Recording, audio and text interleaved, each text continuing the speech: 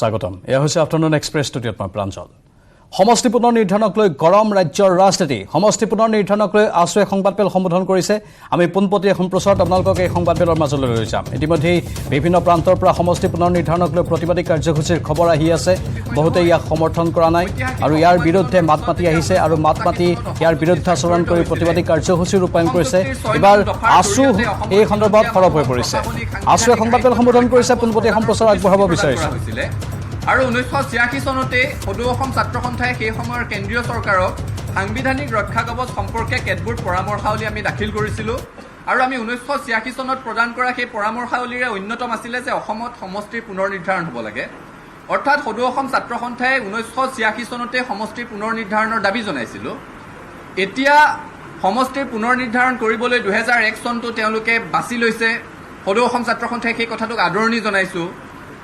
কিন্তু 2001 চনটো এই সমষ্টি পুনৰ নিৰ্ধাৰণৰ ক্ষেত্ৰতহে সদৌ অসম ছাত্ৰ সন্থাই আদৰণি জনাইছোঁ যিহেতু আমি 1986 চনতে সমষ্টিৰ পুনৰ নিৰ্ধাৰণ বিচাৰিছিলোঁ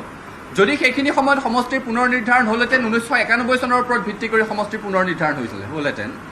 গতিকে 2026 চনৰ পিছত যিহেতু ভাৰতবৰ্ষত সমষ্টিৰ পুনৰ নিৰ্ধাৰণ হ'ব বুলি কথা ওলাই আছে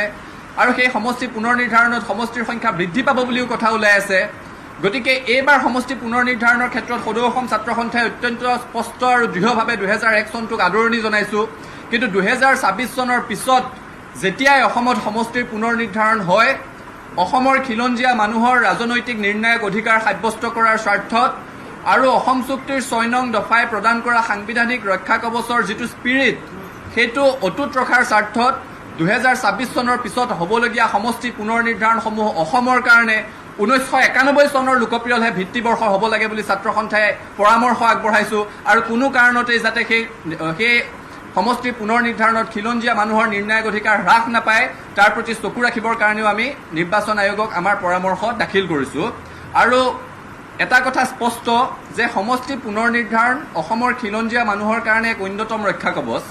কিন্তু এইটোৱে একমাত্ৰ ৰক্ষা কবচ নহয় সদৌ অসম ছাত্ৰ সন্থাৰ যি দাবী পূৰ্বৰে পৰা আছিল যে অসম চুক্তিৰ 6 নং দফাৰ যিখন প্ৰতিবেদন আছে সেই প্ৰতিবেদন আখৰে আখৰে ৰূপায়ণ কৰি অসমৰ খিলঞ্জীয়া মানুহক সাংবিধানিক সুৰক্ষা প্ৰদান কৰিব লাগে তাত আসন সংৰক্ষণৰ বিষয় আছে তাত উচ্চ সদন গঠনৰ কথা আছে আৰু সেই দিশসমূহলৈও আগবাঢ়ি অসমৰ খিলঞ্জীয়া মানুহৰ নিৰ্ণায়ক অধিকাৰ সৰ্বকালৰ কাৰণে সুৰক্ষিত কৰিবলৈ আমি নিৰ্বাচন আয়োগৰ লগতে কেন্দ্ৰীয় চৰকাৰ অসম চৰকাৰক দাবী জনাবলৈ বিচাৰিছোঁ আৰু পৰৱৰ্তী তেখেতৰ বক্তব্য আগবঢ়াবৰ কাৰণে মই সদৌ অসম ছাত্ৰ সন্থাৰ সন্মানীয় সাধাৰণ সম্পাদক আমাৰ মাজত আছে মই শংকৰজ্যোতি বৰুৱা ডাঙৰীয়াক অনুৰোধ জনাইছোঁ 1986ত আমি দাবী জনাইছিলোঁ যে অসমত সমষ্টিৰ পুনৰ নিৰ্ধাৰণ হ'ব লাগে সেইখিনি সময়ত যদি অসমত সমষ্টিৰ পুনৰ নিৰ্ধাৰণ হ'লহেঁতেন তেতিয়া তাৰ পিছৰ যিটো ইমিডিয়েট চেঞ্চাছ 1991 আছিলে তাৰ ওপৰত ভিত্তি কৰি হ'লহেঁতেন কিন্তু তেতিয়া যিহেতু নহ'ল এতিয়া 2007 চনৰ ৰেচিডুৱেৰী তেতিয়া সেইখিনি সময়ত বন্ধ হ'ল ডিফাৰ হ'ল এতিয়া পুনৰ আৰম্ভ কৰিছে গতিকে 2001টো আমি আদৰণি জনাইছোঁ কিন্তু 2026ৰ পিছত যেতিয়া সমগ্ৰ ভাৰতবৰ্ষতে সমষ্টিৰ পুনৰ নিৰ্ধাৰণ যেতিয়াই হয় তেতিয়া অসমতো যেতিয়া সমষ্টিৰ পুনৰ নিৰ্ধাৰণ হ'ব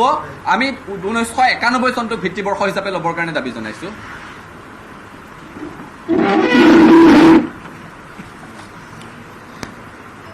শ্ৰদ্ধাৰ সংবাদ মাধ্যমৰ কৰ্মীসকল ইতিমধ্যে সভাপতি ডাঙৰীয়াই গোটেই কথাখিনি বিশদভাৱে আগবঢ়াইছে সমষ্টি পুনৰ নিৰ্ধাৰণ সম্পৰ্কত ছাত্ৰ সন্থাই আগতেও আমাৰ মত পোষণ কৰিছোঁ আৰু আমি খিলঞ্জীয়া মানুহৰ অস্তিত্ব ৰক্ষাৰ কাৰণে আমি সমষ্টি পুনৰ নিৰ্ধাৰণ গোটেই প্ৰক্ৰিয়াটোক আমি আদৰণি জনাইছিলোঁ আৰু 2001 চনত ভিত্তিবৰ্ষ কৰি যি সমষ্টি পুনৰ নিৰ্ধাৰণ প্ৰক্ৰিয়া আগবঢ়াই লৈ গৈছিল আমি ছাত্ৰ সন্থাই স্পষ্টভাৱে এই গোটেই বিষয়টো আদৰণি জনাইছিলোঁ কাৰণ আমি দেখিবলৈ পাইছোঁ যে সমগ্ৰ অসমত আচলতে জনবিন্যাসৰ যি পৰিৱৰ্তন জনবিন্যাসে আচলতে বিভিন্ন ঠাইত যি ধৰণে প্ৰভাৱ পেলাইছে সেই প্ৰভাৱৰ পৰা এটা কথা লক্ষ্য কৰিব পাৰি যে অসমীয়া মানুহৰ হাতত মূল খিলঞ্জীয়া মানুহৰ হাতত ৰাজনৈতিক যিটো অধিকাৰ সেই অধিকাৰটো সৰ্বস্ব আমি দেখিবলৈ পাইছোঁ আৰু সৰ্বকালৰ কাৰণে যাতে ৰাজনৈতিক অধিকাৰ অসমীয়া খিলঞ্জীয়া মানুহৰ হাতত থাকে সেই কথাটো নিশ্চিত কৰিবৰ কাৰণে সমষ্টি পুনৰ নিৰ্ধাৰণ বিষয়টো অতি জৰুৰী আছিল আৰু যেতিয়া সমষ্টি পুনৰ নিৰ্ধাৰণৰ কথা বতৰা ওলালে তেতিয়া 2001 চনক ভিত্তিবৰ্ষ হিচাপে লোৱা হ'ল তেতিয়া আমি স্পষ্টভাৱে নিৰ্বাচনী আয়োগক যেতিয়া লগ কৰা হৈছিল 27 মাৰ্চ তাৰিখে আমি সেই সময়ত নিৰ্বাচনী আয়োগৰ আগত আমি স্পষ্টকৈ কৈছিলোঁ যে যিসমূহ ঠাইত জনবিন্যাসৰ সালসলনি হৈছে জনবিন্যাসে প্ৰভাৱ পেলাইছে খিলঞ্জীয়া মানুহৰ নিৰ্ণায়ক অধিকাৰ নিৰ্ণায়ক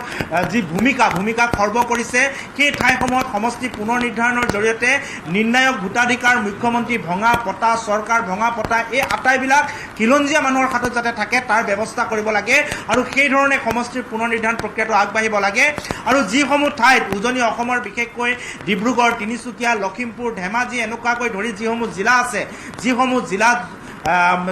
জনসংখ্যাৰ বিস্ফোৰণে বা জনসংখ্যাৰ জনবিন্যাস পৰিৱৰ্তনে বিশেষভাৱে প্ৰভাৱ পেলোৱা নাই এতিয়াও খিলঞ্জীয়া মানুহৰ হাতত ৰাজনৈতিক নিৰ্ণায়ক অধিকাৰ আছে সেই ঠাইসমূহত সমষ্টি পুনৰ নিৰ্ধাৰণ কৰোঁতে নিজৰ জিলাসমূহৰ ভিতৰতে সমষ্টিৰ সাল সলনি কৰিব লাগে যাতে কোনো কাৰণত খিলঞ্জীয়া অধ্যুষিত সমষ্টিসমূহ যাতে কাটিব নোৱাৰে সেই কথাৰ ওপৰত নজৰ ৰাখিব লাগে খচৰা ওলালে 20 জুন তাৰিখে খচৰাত আমি খচৰাখন পুংখানুপুংখভাৱে অধ্যয়ন কৰিছোঁ বিভিন্ন ব্যক্তিৰ লগত আমি আলোচনা কৰিছোঁ এই বিষয়ত যিসকল বিশেষজ্ঞ আমাৰ বিভিন্ন শিক্ষাগুৰু ৰাজনৈতিকভাৱে যিসকলে অগ্ৰণী ভূমিকা লয় বিভিন্ন ব্যক্তিৰ লগত কথা বতৰা পাতিছোঁ সমষ্টি আমাৰ ছাত্ৰ সন্থাৰ কৰ্মীসকলে সেই সমষ্টিৰ মানুহৰ লগত কথা বতৰা পাতিছে পাতাৰ পিছত আমি বিভিন্ন ধৰণৰ তথ্য সংগ্ৰহ কৰাৰ পিছত আমি দেখিবলৈ পালোঁ যে এই খচৰা যিখন খচৰা প্ৰকাশ পাইছে 20 জুন তাৰিখে সেই খচৰাখনত কিছু ইতিবাচক দিশ আছে আৰু কিছু দিশ আছে যিসমূহ দিশ আচলতে সাল সলনি কৰাটো প্ৰয়োজন আছে আৰু সেই দিশসমূহ যদি সাল সলনি কৰা নাযায় তেনেহ'লে বহু ঠাইত আচলতে খিলঞ্জীয়া অধ্যুষিত অঞ্চলত আচলতে নেতিবাচক প্ৰভাৱ পৰিছে যাৰ কাৰণে আমি পুনৰ যোৱাকালি যিখন আমি নিৰ্বাচনী আয়োগলৈ আমি পত্ৰ প্ৰেৰণ কৰিছোঁ সেই পত্ৰসমূহত আমাৰ যিসমূহ পৰামৰ্শ ত্ৰুটি বিচ্যুতি আমি যিখিনি দেখিছোঁ সেই ত্ৰুটি বিচ্যুতিখিনি আমি সন্নিৱিষ্ট কৰি যোৱাকালি আমাৰ যিখন স্মাৰক পত্ৰ আমি নিৰ্বাচনী আয়োগলৈ প্ৰেৰণ কৰিছোঁ এতিয়া আমি শেহতীয়াকৈ দেখিবলৈ পাইছোঁ যে উজনি অসমত ধেমাজি জিলাত লখিমপুৰ জিলা তিনিচুকীয়া জিলাত এটাকৈ সমষ্টি বৃদ্ধি পাইছে যিটো সঁচাকৈ আদৰণীয় আনহাতে অসমত অনুসূচিত জাতি অনুসূচিত জনজাতিৰ সিটৰ সংখ্যা বৃদ্ধি পাইছে অনুসূচিত জাতিৰ 8টাৰ পৰা 9টালৈ বৃদ্ধি পাইছে অনুসূচিত জনজাতিৰ 16টাৰ পৰা 19টালৈ বৃদ্ধি পাইছে এইসমূহ কথা আচলতে ইতিবাচক ইয়াৰ লগে লগে উজনি অসমত আচলতে ডিব্ৰুগড়ৰ যিটো লাহোৱাল সমষ্টি ঐতিহাসিক লাহোৱাল সমষ্টিটো 1957 চনতে গঠন কৰা হৈছিল আৰু এই লাহোৱাল সমষ্টিটোত বিশেষভাৱে মটক জনগোষ্ঠীৰ লোকৰ এটা অধ্যুষিত অঞ্চল আছিল সমপৰিমাণে চাহ জনগোষ্ঠীয় লোক আহোম চুতীয়া কোচ ৰাজবংশী এই সকলোবিলাক লোকে তাত বসবাস কৰি আছিল আৰু নিৰ্ণায়ক ভোটাধিকাৰ আচলতে মটক জনগোষ্ঠীৰ হাতত আছিল আৰু 1957 চনতে স্থাপন হোৱা এই ঐতিহাসিক লাহোৱাল সমষ্টিটো বিলুপ্তি কৰাৰ কোনো আচলতে যুক্তি নাছিল গতিকে আমি নিৰ্বাচনী আয়োগৰ আগত পৰামৰ্শ আগবঢ়াইছোঁ উজনি অসমৰ কাৰণ আমাৰ ইয়াৰ আগৰ যিখন পৰামৰ্শৱলী আছিল বা আমাৰ পত্ৰ আছিল তাতো আমি স্পষ্টকৈ কৈছিলোঁ যিসমূহ সমষ্টিত এতিয়াও খিলঞ্জীয়া মানুহৰ হাতত নিৰ্ণায়ক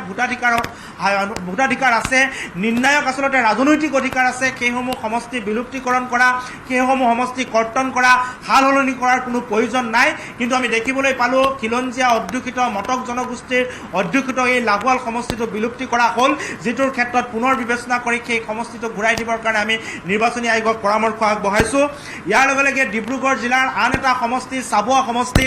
চাবুৱা সমষ্টিটো এটা মটক অধ্যুষিত অঞ্চল মটক অধ্যুষিত সমষ্টি আন চাহ জনগোষ্ঠীকে প্ৰমুখ্য কৰি আহোম জনগোষ্ঠীকে প্ৰমুখ্য কৰি কেইবাটাও জনগোষ্ঠীৰ তাত প্ৰভাৱ আছে আৰু বিশেষকৈ নিৰ্ণায়ক অধিকাৰ মটক জনগোষ্ঠীয়ে তাত বহন কৰি আছিল কিন্তু আমি দেখিবলৈ পালোঁ এই খচৰাখনত এই চাবুৱা সমষ্টিৰ অন্তৰ্গত তিনিচুকীয়া জিলাৰ প্ৰায় 8টাকৈ পঞ্চায়ত বৰগুৰি পঞ্চায়ত বজালিতলি পানীতোলা বৰুৱাগোলা খামটি গোৱাল গটং আৰু গুইজান আৰু ডিমৰুগুৰিকে ধৰি 8টা পঞ্চায়তৰ প্ৰায় 86,357 গৰাকী মটক জনগোষ্ঠীৰ ভোটাৰক চাবুৱা সমষ্টিৰ পৰা আঁতৰাই মাকুম সমষ্টিলৈ নিয়া হ'ল অৰ্থাৎ চাবুৱা সমষ্টি তেখেতসকল আছিল মাজত তিনিচুকীয়া সমষ্টিটো বাদ দি তেখেতসকলক মাকুম সমষ্টিলৈ অন্তৰ্ভুক্ত কৰা হ'ল আৰু মাকুম যিটো নতুনকৈ সমষ্টি সৃষ্টি কৰিছে এই সমষ্টিটো বিশেষকৈ মৰাণ জনগোষ্ঠীসকলৰ এটা অধ্যুষিত অঞ্চল এই জনগোষ্ঠীটোত পুনৰ এই 86,000 ভোট নিয়াটো কোনো প্ৰয়োজন নাছিল তাৰ পৰিৱৰ্তে চাবুৱা সমষ্টিটোত নিৰ্ণায়ক ভূমিকা লৈ থকা মটক জনগোষ্ঠীৰ এই 86,000 ভোট আচলতে চাবুৱা সমষ্টিত থকাটো প্ৰয়োজন আছিল যি ক্ষেত্ৰত এইটো পুনৰ শুধৰণি কৰিবৰ কাৰণে আমি নিৰ্বাচনী আয়োগক পৰামৰ্শ দিছোঁ আৰু যিটো আচলতে ৰাইজেও এই দাবীটো উত্থাপন কৰি আছে কাৰণ এটা সমষ্টিত 86,000 খিলঞ্জীয়া জনগোষ্ঠীয় ভোট থাকিব আৰু সেই ভোটখিনি তাৰ পৰা আঁতৰাই আন এটা জনগোষ্ঠীয় সমষ্টিলৈ লৈ যাব তেতিয়াহ'লে চাবুৱা সমষ্টিটো আচলতে খিলঞ্জীয়া মানুহৰ এটা প্ৰভাৱ পৰিব সেই কথাটো স্পষ্ট হৈছে গতিকে এই ক্ষেত্ৰত আমি নিৰ্বাচনী আয়োগক পৰামৰ্শ আগবঢ়াইছোঁ। আনহাতে টিংখং সমষ্টিৰ ক্ষেত্ৰতো এক অনুৰূপ ধৰণৰ ব্যৱস্থা হৈছে। টিংখং সমষ্টিৰ বহু খিলঞ্জীয়া মানুহক তেখেতসকলক মৰাণ সমষ্টি, নাহৰকটীয়া সমষ্টি আৰু আন আন সমষ্টিলৈ স্থানান্তৰ কৰা হৈছে, যাৰ কাৰণে টিংখং সমষ্টি এটা খিলঞ্জীয়া অধ্যুষিত সমষ্টি। ইয়াত এক বিৰূপ প্ৰতিক্ৰিয়া বা বিৰূপ প্ৰভাৱ পৰা দেখা গৈছে। ইয়াৰ লগে লগে দুলীয়াজান সমষ্টি আহোম জনগোষ্ঠীয় আৰু চাহ জনগোষ্ঠীয় লোকৰ বিশেষকৈ প্ৰভাৱ আছিল আৰু আন আন জনগোষ্ঠীয় লোকৰ প্ৰভাৱ আছিল। কিন্তু ইয়াৰে অন্তৰ্গত দুটা বৃহৎ পঞ্চায়ত, লেংৰাই পঞ্চায়ত আৰু ৰংচঙী পঞ্চায়ত, এই দুয়োটা পঞ্চায়তক কাটি চাবুৱা সমষ্টিলৈ স্থানান্তৰ কৰা হৈছে, যাৰ কাৰণে আচলতে আহোম জনগোষ্ঠীৰ অধ্যুষিত এই দুলীয়াজান সমষ্টিত এই যি ৯,০০০তকৈ অধিক আহোম জনগোষ্ঠীয় ভোটাৰক হস্তান্তৰ কৰা হ'ল, ই এক আচলতে প্ৰভাৱ পেলাব। গতিকে এই বিষয়তো আমি নিৰ্বাচনী আয়োগক ব্যৱস্থা ল'বৰ কাৰণে আমি আহ্বান জনাইছোঁ। ইয়াৰ লগে লগে শিৱসাগৰ সমষ্টি আমি সকলোৱে জানো, শিৱসাগৰ সমষ্টি এক খিলঞ্জীয়া অধ্যুষিত এখন জিলা। সেই সমষ্টিত সকলো সময়তে খিলঞ্জীয়া মানুহৰ হাতত ৰাজনৈতিকভাৱে সকলো অধিকাৰ থাকে আৰু এই সমষ্টিত যদিও ডিমৌ সমষ্টিটো নতুনকৈ সৃষ্টি কৰা হ'ল, কিন্তু তাৰ পৰা দুটাকৈ সমষ্টি কৰ্তন কৰিলে, থাওৰা আৰু আমগুৰি। কিন্তু থাওৰাৰ পৰিৱৰ্তে ডিমৌ এটা নতুন সমষ্টি যদিও পালে, আমগুৰি সমষ্টিটো 1951 চনতে গঠন হোৱা এটা ঐতিহাসিক সমষ্টি আছিল আৰু 1951 চনতে গঠন হোৱা এই ঐতিহাসিক সমষ্টিটোক আচলতে বিলুপ্তি কৰি ইয়াত যি ধৰণৰ সকলো জাতি জনগোষ্ঠীয় ভাষা ভাষী লোকসকলৰ এটা অধ্যুষিত সমষ্টি আছিল আৰু এই সমষ্টিটো খিলঞ্জীয়া মানুহৰ এটা প্ৰভুত্ব থকা সমষ্টি আছিল আৰু এই সমষ্টিটো বিলুপ্তি আচলতে খিলঞ্জীয়া মানুহৰ ওপৰত প্ৰভাৱ বিস্তাৰ কৰিব। গতিকে এই খিলঞ্জীয়া মানুহৰ প্ৰভুত্ব থকা এক ঐতিহাসিক 1951 চনতে গঠন হোৱা এই আমগুৰি সমষ্টিটো পুনৰ ঘূৰাই দিবৰ কাৰণে আমি নিৰ্বাচনী আয়োগক আমি পৰামৰ্শ আগবঢ়াইছোঁ। ইয়াৰ লগে লগে শিৱসাগৰ সমষ্টিৰ ক্ষেত্ৰতো কিছু সাল সলনিৰ প্ৰয়োজন আছে। সীমাসমূহ নিৰ্ধাৰণ কৰাৰ ক্ষেত্ৰত শিৱসাগৰ সমষ্টিটো আহোম জনগোষ্ঠীয় অধ্যুষিত এটা সমষ্টি। ইয়াৰ পৰা বেতবাৰী আৰু হাঁহচৰা আৰু বেতবাৰী নামৰ দুটা ডাঙৰ পঞ্চায়ত আচলতে বহু আহোম জনগোষ্ঠীয় ভোটাৰ আৰু ইয়াৰ লগে লগে কিছু সংখ্যক খিলঞ্জীয়া মুছলমান ভোটাৰক ডিমৌ সমষ্টিলৈ লৈ যোৱাৰ লগে লগে শিৱসাগৰ সমষ্টিটোৰ যথেষ্ট প্ৰভাৱ পৰিছে। গতিকে এইসমূহ সমষ্টিত সীমা সাল সলনি কৰি মানুহক ইটো সমষ্টিৰ পৰা সিটো সমষ্টিলৈ স্থানান্তৰ কৰি এক বিপাঙত পৰিছে। গতিকে এইসমূহ সমষ্টি সীমাসমূহ সাল সলনি নকৰিলেও ইয়াত খিলঞ্জীয়া মানুহৰ প্ৰভুত্ব থাকিব, সৰ্বকালৰ কাৰণে ৰাজনৈতিক নিৰ্ণায়ক অধিকাৰ খিলঞ্জীয়া মানুহৰ হাতত থাকিব। গতিকে এইসমূহ সমষ্টি বিলুপ্তি কৰা বা এইসমূহ সমষ্টিৰ সীমা সাল সলনি কৰাৰ ক্ষেত্ৰত বিশেষ যুক্তিযুক্ততা নাই। গতিকে এইসমূহ ক্ষেত্ৰত নিৰ্বাচনী আয়োগক ব্যৱস্থা গ্ৰহণ কৰিবৰ কাৰণে আমি ইতিমধ্যে যোৱাকালি পত্ৰৰ যোগেদি আবেদন জনাইছোঁ আৰু আপোনালোকৰ জৰিয়তে আমি অসমবাসী ৰাইজক এই কথাসমূহ আমি অৱগত কৰিব বিচাৰিছোঁ। ইয়াৰ লগে লগে যোৰহাট সমষ্টিটো সীমা নিৰ্ধাৰণৰ ক্ষেত্ৰত যথেষ্ট আচলতে ৰাইজৰ অভাৱ অভিযোগ আছে। এই ক্ষেত্ৰতো ব্যৱস্থা গ্ৰহণ কৰিব লাগে। মধ্য অসম আৰু নামনি অসমৰ ক্ষেত্ৰত হাজো সমষ্টি, টিহু সমষ্টি, বঙাইগাঁও, চতিয়াকে ধৰি আন বহু সমষ্টিত য'ত জনবিন্যাসৰ সলনিয়ে বিশেষ প্ৰভাৱ পেলোৱা নাই, সেইসমূহ সমষ্টিটো আচলতে সীমা নিৰ্ধাৰণৰ ক্ষেত্ৰত যথেষ্ট ধৰণৰ বেমেজালিৰ সৃষ্টি হৈছে, যিসমূহ যদি আমি পূৰা কৰি ল'ব পাৰোঁ বা ঠিক কৰি ল'ব পাৰোঁ, নিশ্চিতভাৱে আমি অধিক খিলঞ্জীয়া মানুহৰ ৰাজনৈতিক অধিকাৰ সুৰক্ষিত হ'ব। ইতিমধ্যে জনীয়া সত্ৰৰ কথা কোৱা হ'ল। জনীয়া সত্ৰখন সেই অঞ্চলৰ ৰাইজে বৰপেটা লোকসভা সমষ্টিৰ অন্তৰ্গত কৰিবৰ কাৰণে দাবী জনাই আছে। ইয়াৰ লগে লগে হাজোৰ যিখন আচলতে দিহিঙা সত্ৰ, দামোদৰ দেৱৰ যিখন দিহিঙা সত্ৰ আৰু লগে লগে ইয়াৰ আশে পাশে যিসমূহ অনুসূচিত জাতিৰ লোক আছে, প্ৰায় 10,000তকৈ অধিক অনুসূচিত জাতিৰ লোক আৰু লগতে এই সত্ৰখন হাজো সমষ্টিক অনুসূচিত জাতিৰ এটা সমষ্টি ঘোষণা কৰা হ'ল। কিন্তু পূৰ্বৰ পৰাই হাজো সমষ্টিৰ অন্তৰ্গত সেই লোকসকলক আৰু সেই সত্ৰখনক হাজো সমষ্টিৰ পৰা আন ৰঙিয়া সমষ্টিলৈ স্থানান্তৰ কৰা হ'ল। ৰাইজৰ ক্ষোভ আছে। গতিকে সেই সমষ্টিৰ অন্তৰ্ভুক্ত কৰিবৰ কাৰণে আমি নিৰ্বাচনী আয়োগক আহ্বান জনাইছোঁ। ইয়াৰ লগে লগে অসমীয়া, খিলঞ্জীয়া, মুছলমান যিসমূহ 5টা জনগোষ্ঠীক ইতিমধ্যে চৰকাৰে তেখেতসকলক খিলঞ্জীয়া মুছলমান বুলি ঘোষণা কৰিছিল, সেই 5টা খিলঞ্জীয়া মুছলমান জনগোষ্ঠীৰ আচলতে ৰাজনৈতিক অধিকাৰ খৰ্ব হৈছে। এই ক্ষেত্ৰতো বিবেচনা কৰিবৰ কাৰণে আমি আহ্বান জনাইছোঁ। বৰাকৰ ক্ষেত্ৰতো নিৰ্বাচনী আয়োগে যিসমূহ বিধি ব্যৱস্থা আছে, এই ক্ষেত্ৰত কিছু নজৰ দিব লাগে। বৰাকৰ ক্ষেত্ৰতো বৰাকৰ ৰাইজৰ কথা বতৰাৰ ওপৰত নজৰ দিবৰ কাৰণে আমি নিৰ্বাচনী আয়োগক আমাৰ স্মাৰক পত্ৰত আমি কৈছোঁ। ইয়াৰ লগে লগে বিটিআৰ পাহাৰীয়া জিলা পশ্চিম কাৰ্বি আংলঙত আচলতে আসন বৃদ্ধি হৈছে। এই আসনে খিলঞ্জীয়া মানুহৰ হাতত ৰাজনৈতিক অধিকাৰ থকাৰ ক্ষেত্ৰত সহায় সহযোগিতা কৰিব। ই এক ইতিবাচক কথা। ইয়াৰ লগে লগে